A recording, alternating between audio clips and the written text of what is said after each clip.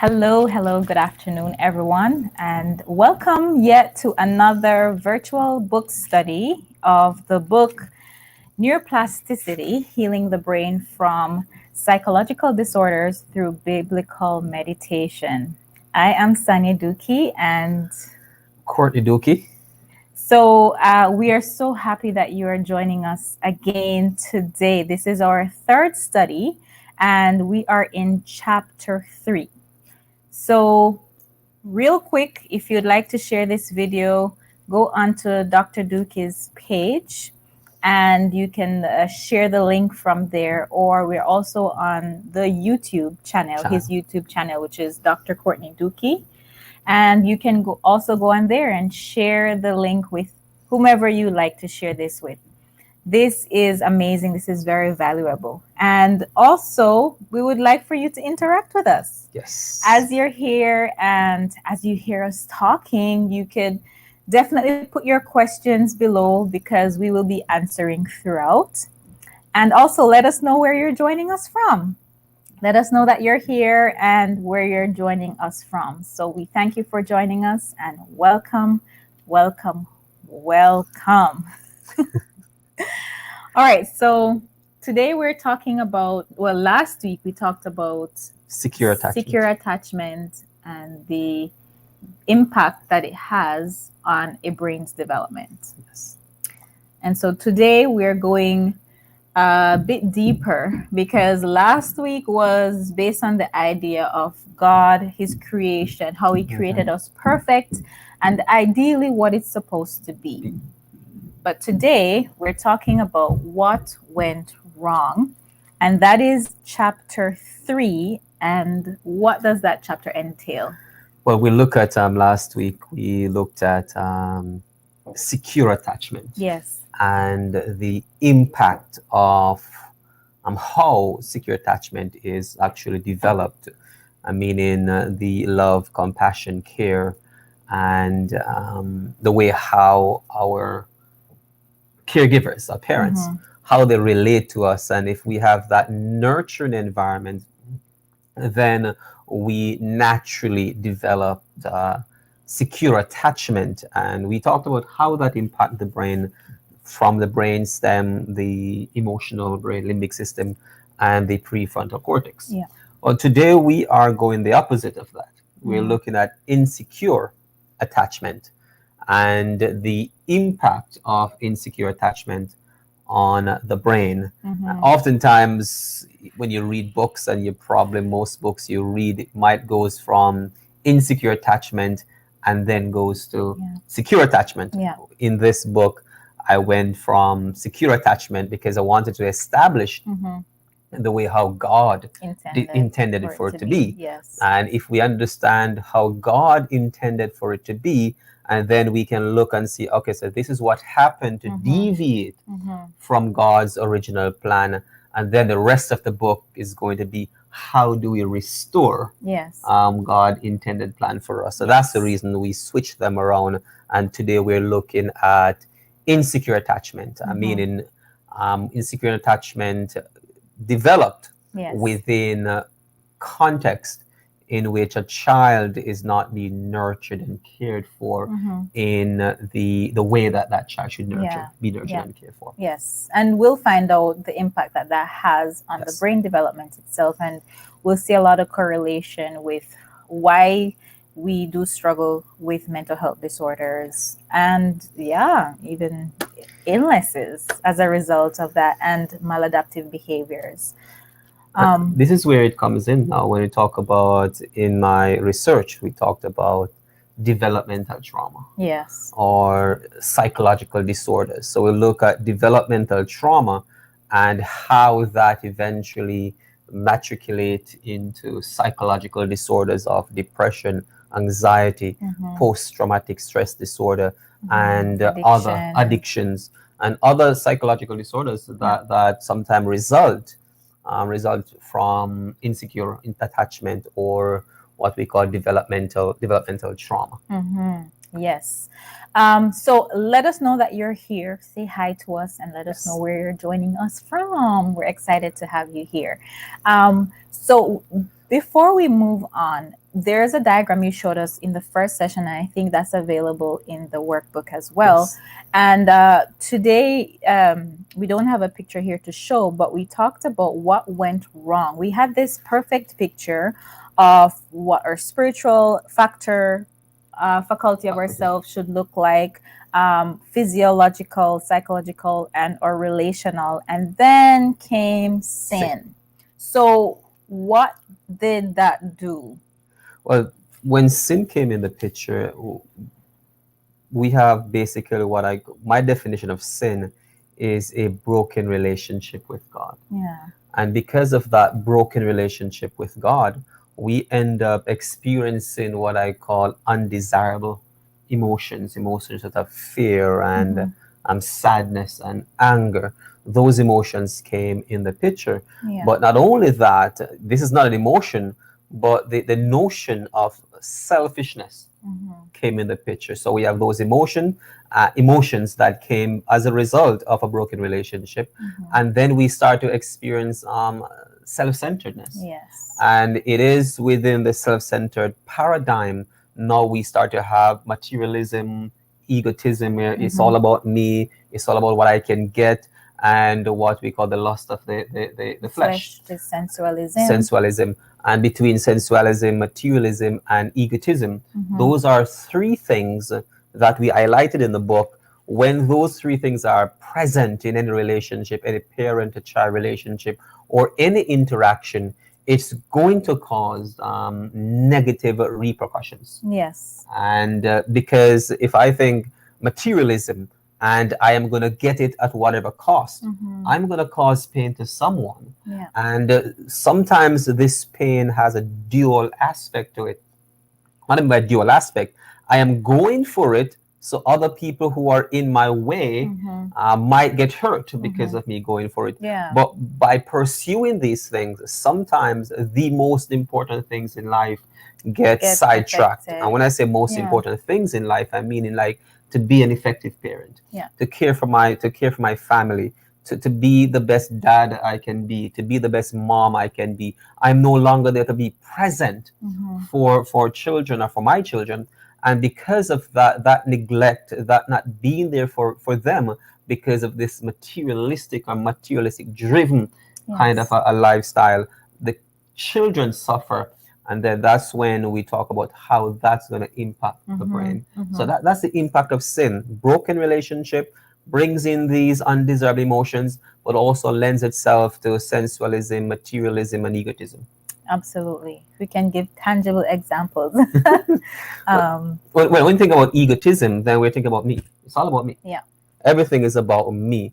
It doesn't matter what the other person think, what the other person desire. In other words, as a father, egotistic father, whatever my wife wants, that's second class. Whatever my children want, that's not really important. And don't get me wrong, we're not thinking like this, but we are behaving like this. We get our value system. Yeah. And this is a big thing I will talk about later on. But when we get our value system mixed up, where work becomes the primary value because of what I get out of it, what it does for me. So that's like the egotism, what we want from it. That's the egotistic viewpoint. And then with the materialistic perspective, what am I seeking for? How am I going to get that? And then the lust of the sensualism, or the lust of the eyes. That's where I see it, I want it. I want it immediately. I want this now. And these are things that's going to impact our parenting. And break up families as a result, unfortunately. And we're not there for children. And what children need more than anything else is presence, parental presence. And they need that more than any physical resources, money or any house or anything. They need parental presence. When they don't have parental presence, this is where sometimes their development is altered by not having their caregivers be present for them. Yeah. I heard a saying this morning. Well, I actually saw it. It says, "Spoil your child with love." That's not what is going to spoil them. Actually, it's the presence and the gifts that we spoil them with to show we love them. that actually spoils Suppose it, them. yes. So it's, how do we translate egotism, materialism, and sensualism into our parenting as well? Right? And what do we teach our children? So we're going to move on here because the way you break it down from a scientific perspective, what insecure attachment does for the brain, it's just amazing. And we'll see it stemming definitely towards why we experience complex trauma at times. Yes. Not everybody does or did, but Mhm. we can see where it would lead to that. That. Um, And when you think about brain development, yeah. if a child, and you find this in the book, if a child is not being attuned to Mhm. from a very young age, especially those first 5 years of Yeah. life, if they're not being attuned to, when a child is in the brain, we have in the early stage, and we talked about this last week, Mhm. there's myelination, where those each neuron is getting those glial cells power. So myelination meaning, think of giving power, building powerful neurons, neural connections for the brain to function more effectively. That's going to be altered Mhm. because of insecure attachment. Yeah. And this starts in the womb. Yes. So the child is now born into the world So brain development starts in the womb. in the womb, right? So Yes. the myelination, migration, which is cells move into where they're supposed to be. So cells move into form brain stem, cell move into form prefrontal cortex, frontal cortex, cells move into form hippocampus. So cells are moving to their different locations. Yes. Yeah. And that's what we call this migration of these. And if in the womb, sometimes if the mother is not attuning to that early stage of prenatal, when the baby's in the womb, we can disrupt that migration process. And once the neurons or the cells get to their destination, it start myelination and Yes. connection. Again, those can be disrupted based on what's going on. This is where sometimes if there's alcohol use or cocaine use, when a mother is pregnant, it can disrupt stress and anxiety. Yeah. From mother stress and mother's anxiety can disrupt that process also. But even after the child is born, Yeah. if they're in the same process continues, where especially myelination and those neural connection. Myelination means the neurons are getting the powerhouse. So there's some other cells, we call them glial cells. They're like the powerhouse of these neurons. They forms around the neurons, so speed and efficiency can be within each neuron.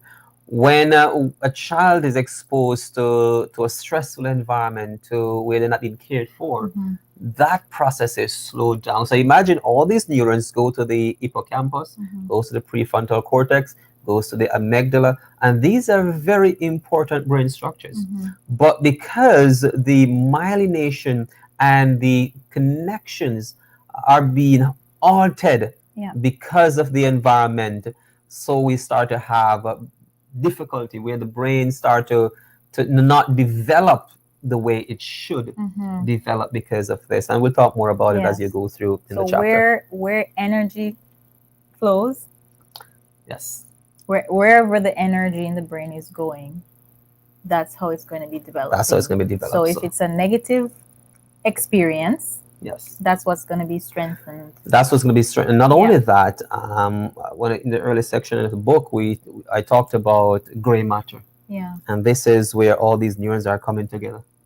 And you have for children who are going to who experience or were exposed to traumatic experiences or traumatic things in their lives, they tend to have less gray matter in these areas. And then that gray matter, think of all these neurons coming together to form this gray looking kind of when you look at them, it looks gray because of all these neurons coming together. So you're going to have reduction in gray matter because of insecure attachment or a negative environment, or a child not being attuned to, the child not being cared for, being nurtured. And a big part of this is relationship. And that's why we point it back to what? To sin. Sin is broken relationship. And because our relationship with God is broken, we now start to demonstrate about this broken relationship with our children, with our spouse. Yeah. But for children, it becomes this thing where it significantly halt and damage and almost put the brain in a frozen state. I like that you mentioned within the first 5 years or so, the brain mass or the white matter, gray and white matter expands. Yes. During that first, and when I first got this information, when I had my daughter and I was doing my reading, and that's when I realized that I cannot just allow any and everyone to be nurturing my child's brain, right? Yes. That was actually one of my motivating factors for staying home with my children, because when we think about how impressionable the brain is, whatever we nurture in their mind, that's what they're going to be, that's helping to create pathways in their brain. Yes. This is a serious thing, and I think we need to think about this as parents. As we're nurturing our children, the moments or the experiences they have with us, how or with others, that's really important, or with things, how is that helping in the healthy development of the child? So let's talk about the amygdala, because I really liked how you describe it here. Amygdala is basically I call it the alarm system of the brain. And you've heard me talk about when the alarm goes off in a building, everybody have to leave that building and go to a safe place. Yes. The amygdala is like that alarm. It can be triggered by things we perceive or things that are real. So, in other words, if the child perceived something is wrong, that can trigger this alarm. If something really is wrong, that can also trigger this alarm. Once the alarm is triggered, the brain goes into basically a disintegrated state. Yeah. What I mean by that, where the connection, the interconnection between the different parts of the brain, say for example, the frontal lobe or the limbic system, the emotional brain, the brainstem, all these differentiated parts of the brain that integrates for healthy functioning. When the amygdala goes off, the brain basically, all these integrated areas become disintegrated. And if that continues, so imagine a child now, and the child live in an environment where that alarm never goes off. Then you're thinking about the brain is being developed, was being developed in a disintegrated manner, not integrated. And this is why it's going to lead to multiple challenges in later life, because here we have this child with an abusive father, abusive mother, or not even that they're abusive to the child per se, but an abusive environment where there is exposed to it, where the dad or mom is using alcohol, and the way how the children are being treated. Or it could be a home that seemed to be normal, but there's lots of fight and different challenges, parental challenges, toxicity, and all of this going on in the home. And the child is sleeping and they're fearful while they sleep, or they're home and when they see mom and dad together, the heart is beating faster and faster. It's like all of this, that amygdala is triggered, and once it's triggered, and a child remain, even as adults, we're talking about it from the book perspective, which looks at it from this developmental period. But even for adults, if we live where the amygdala is going, we can't think straight, we can't function, we almost can't do anything. And we're less tolerant to stress. Yes. We find that we have a lot of the straw that hits the camel's back. We have a lot of those moments because our amygdala is already sensitive. And that's a key word. If the amygdala is not, regulated or go back into its normal functioning, we develop amygdala sensitivity. And that is where almost anything will trigger you. As an adult, become very emotional at times. And there's a lot of problems that comes out of the sensitivity of the amygdala. Can't cope with stress, find it difficult to regulate the self. So think of a child whose brain is not yet fully developed. It's in the It's in the developing developmental developing stage. stage Yes. stage, Yes. and the child is going through this. So instead of all those parts coming together, they are disintegrated, and the frontal lobe goes on pause. It's like it stops. There are things going on there, but until we get it to sort of regulate, to sort of put it back together. Yeah. And this way is powerful when we talk about later on in the book, when we talk about how to fix that. Yeah. And yeah, we're definitely going to be talking about how to fix it. But one thing to note, and even if you don't have a child, but you're observing children around you, Yes. we're very quick to judge a child's behavior and to label that child. But I'd like you to take into consideration their experiences around them, their early life experiences, whatever that is, or the environment around them. Because, we're going to see, especially in the classroom, a lot of children who are experiencing toxic situations and their amygdala is all blaring off and not turned down, we're going to find lack of focus. We're going to find focus issues, memory issues. Yes. We're going to find that they, in order to help quiver, they may be emotional, easily triggered.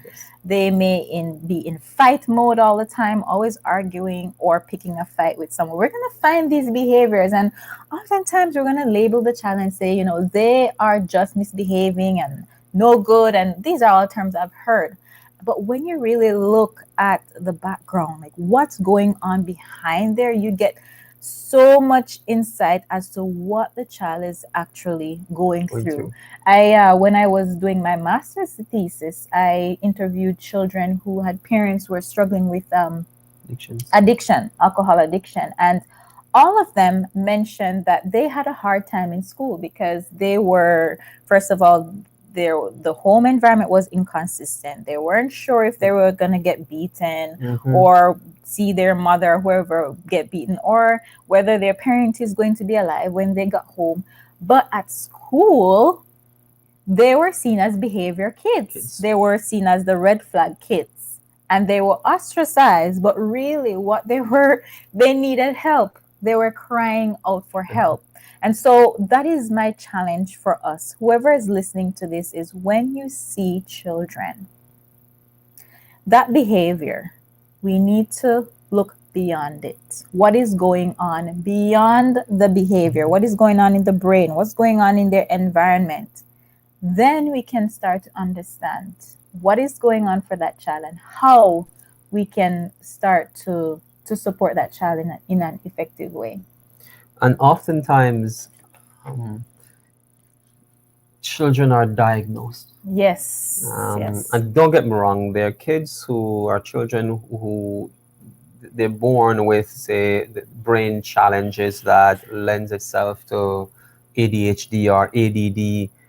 But sometimes children get diagnosed with ADD or ADHD simply because of the environment they're coming from. Because unless we look at the environment, and this is crucial when we do diagnosis or we do assessment, is to look at thorough assessment of the background where that child coming from. Otherwise, we can give a diagnosis and say ADHD when it's not actually ADHD. It's basically the child is only behaving based on the environment in which a child is coming from. So it's important to pay keen attention to those areas, and to when we see behaviors, there's always something behind the behavior. Behavior does not just happen out of the blue. It doesn't just happen like, that's a bad child, or there's something behind it. Either it's going to be neurodevelopmental, which we need to address, or it's going to be something in the social environment or the context of home or the community that's contributing to this. Sometimes both. So imagine a child who neurodevelopmentally they have this challenge, but they're in a negative environment. That's a double getting it there. And sometimes children are just in a negative environment, and then they're also diagnosed. We need to take a thorough look on the background, otherwise it's going to have implications on the brain. Yes, and that's why in my work it's really important for me to look at all when I'm working with children and this child has behavior. Fix this This child. I talk with the parents. I talk to the parents. I want to find out everything as I Yes. possibly can. What's going on at school? What's going on at home? What is the history there? Developmental history and so forth. Because a lot of times we can be treating the wrong thing. Okay. You're treating the child, working with the child, but really it's the parent that needs the support. Support. And that's the reason why I developed that parent Parent. program there to support parents, because we can make a difference We in our can. child's life. And I guess as you look at the developmental stage and how, when you think about how a negative environment or insecure attachment, it's going. We talk about myelination, we talk about migration, we talk about the amygdala, Yeah. but it's also going to impact the frontal cortex. Mm-hmm. It's also going to impact the hippocampus, Mm-hmm. and the hippocampus is that place where these ways we talked about this last week. It deals with memory consolidation, memory storage, and memory retrieval. Not that memory stored in the hippocampus, but it helped to to consolidate, and how is Mm-hmm. that stored in the temporal lobe. But the hippocampus is going to be important. And what we see from the research is that children in negative environment, or because of sin, and they've been treated in homes where we talk about egotism, materialism, and sensualism, in these kind of environments where children are not being nurtured and cared for, there is a reduction of white matter in the hippocampus. And these children who have experienced this will now have memory problems. They find it hard to comprehend things. For those who are listening to us today, think of it like this. As you listen and you go through things that we're saying, and tonight you go sleep, your hippocampus comes online, in essence, and help to sort these memories and put them where they're supposed to go. Imagine a child with a hippocampus that's not functioning. So they go to school, the hippocampus is not working because the amygdala is firing. Yeah. There's not going to be any sort of consolidation of those memory. So they can't pass the exam in school. They can't comprehend. They read a piece and they can't comprehend what is it saying. As you're there talking, I'm just thinking of my relationship with mathematics. I already had a negative perspective of math. And whenever I was in class, I was stressed. So number one, I'm not gonna learn anything there. And even if I learn anything, just the stress around math itself would prevent my hippocampus from working properly. So that's just for math. But just imagine a child, a whole host of things is happening. They're sleeping, but they're not sure if they're safe. Yes. Or they're not sure if they're going to be attacked by a parent or someone in the environment. That really prevents, as you mentioned, the hippocampus from developing the way. And as you mentioned, for sure, children who experience trauma, they notice the hippocampus is smaller than children who did not experience traumatic So if the hippocampus is smaller, amygdala is oversensitive. Yeah. The frontal lobe that's supposed to be developing is shut down. It's not developed yet, because for males, our frontal lobe don't develop until an average of 25 to 27, and for female it can be between 18 to 22, give and take, right? So you think of a child where their brain is not fully developed yet. It's in the developing stage. But before it can develop, you put a pause.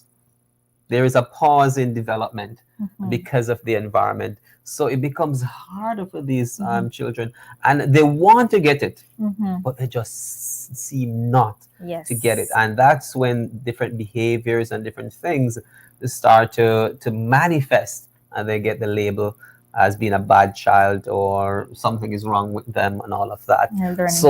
Learning disorder. And this is why it is so important for parents to attune, because this is where it's going to lead now to what we call, it manifests rather where the because of the experiences and the way how the brain is sculptured during these early years, Yeah.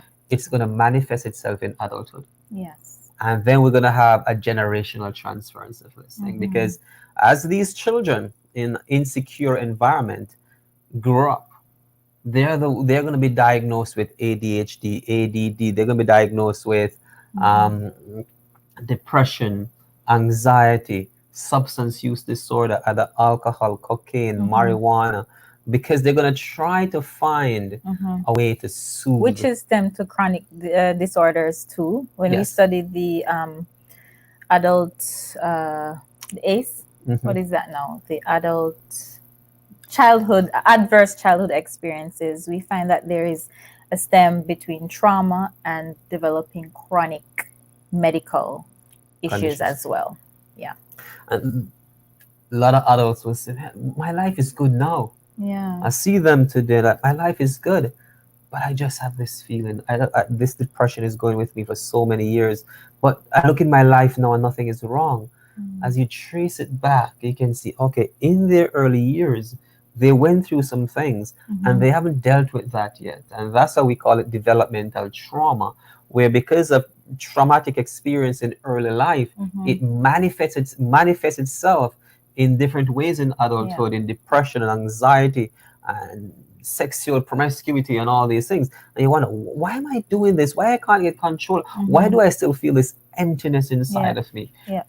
Developmental trauma. Why I can't think clearly? My concentration is down. Sometimes, not all the times, but sometimes it's a result of developmental trauma that we experience in our early years of development. And Dr. Van der Kolk, he's a trauma specialist. Yes.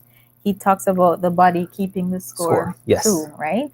And of course, if we see development as a step system sometimes, in some cases, when we miss out on some areas, we find that, so for example, social development and emotional intelligence, problem solving skills, boundary skills, all of those things we find in adulthood. These things show up because we're on our own now. We don't have adults telling us what to do, or there's a system where we have to follow. Now we're on our own, and like, what do I do in cases like this? Because we didn't get the chance to gain the knowledge in learning how to do these things. So it is really important for us to think about secure attachment and how important it is in a child's development, and also just the impact it has on later life. And even if you are not a parent, but you have the ability to be there for a child, would encourage you to do so. Yes. And this is one of the big things we'll talk about throughout this book study. Is the role God play, worship and meditation and praying, because that's where we're going to find the healing coming from. Because after a child has gone through all these experiences, where in adulthood the brain is still running, so we call this the HPA axis. And it's still running. This is almost a stress pathway in the brain, and this stress pathway is still in overdrive. We need a way to turn that off, to tone it down a bit, to regulate it, if you may. And this is where connecting to God comes into play. This is where worship comes into play. This is where, when we spend quality time in worship with our children, and as we engage in worship, how that can start to heal. And we'll talk about that in most of the book as we go. I'm looking forward to that part of the discussion because like today seemed a little bit dim, like, oh my gosh, all those damage. But I'm really excited about the discussion around neuroplasticity and how, as you mentioned, it's like this. Imagine everything we talked about today. Myelination. One of the things we never mentioned, that's also in chapter 3, is neurogenesis, the ability of the brain to rebuild itself, that kind of creating new neurons, and There when is hope. when we go through developmental trauma, even the neurogenesis process based on research, the neurogenesis processes shut off, turns off. But the power, and this is where what Sanya said, she's excited. When we get into it, we'll see how God is powerful to change all of that.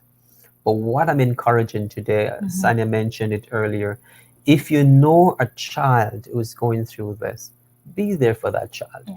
If you have been through it yourself, know that there is hope to receive the healing. And for those who have the workbook, it's how do you write and document your own journey so you can see yourself. As we mentioned at the beginning, that this book is a journey. We start by looking at how the mind, or God designed the mind, what kind of relationship God created us for, how we're talking about today, how negative relationships impact the brain. And then as we go through the journey in looking at how a healthy relationship, both with others and with God, can restore the brain. So, but I want you to really take note that these are the impacts. So we may know a child. Reach out to that child.